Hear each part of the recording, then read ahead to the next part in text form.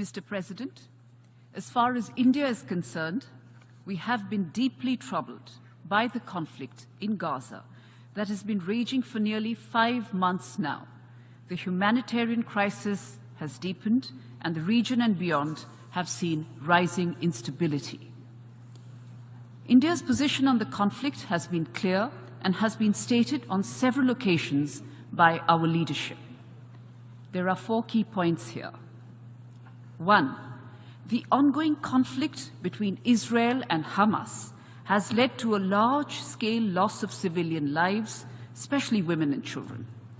As I've mentioned before, this has also resulted in an alarming humanitarian crisis. This is simply unacceptable. We have strongly condemned the deaths of civilians in the conflict.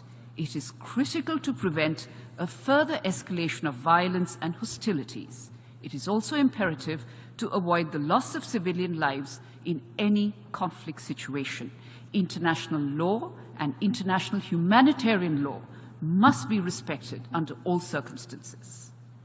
2. We are cognizant of the fact that the immediate trigger of the conflict were the terror attacks in Israel on 7th October, which were shocking and deserve our unequivocal condemnation. India has a long-standing and uncompromising position against terrorism in all its forms and manifestations. There can be no justification for terrorism and hostage-taking. As such, we demand the immediate and unconditional release of all hostages. 3. It is imperative that humanitarian aid to the people of Gaza be scaled up immediately in order to avert a further deterioration in the situation. We urge all parties to come together in this endeavor. We welcome the efforts of the UN and the international community in this regard.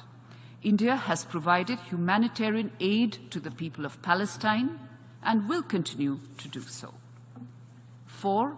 As my leadership has repeatedly emphasized, only a two-state solution achieved through direct and meaningful negotiations between both sides on final status issues will deliver an enduring peace.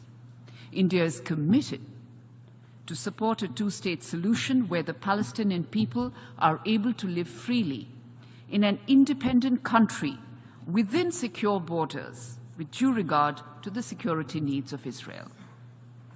In closing, Mr. President, and in order to arrive at a lasting solution, we urge for an immediate de-escalation and eschewing of violence, the release of all hostages, avoiding provocative and escalatory actions, and to work towards creating conditions for an early resumption of direct peace negotiations.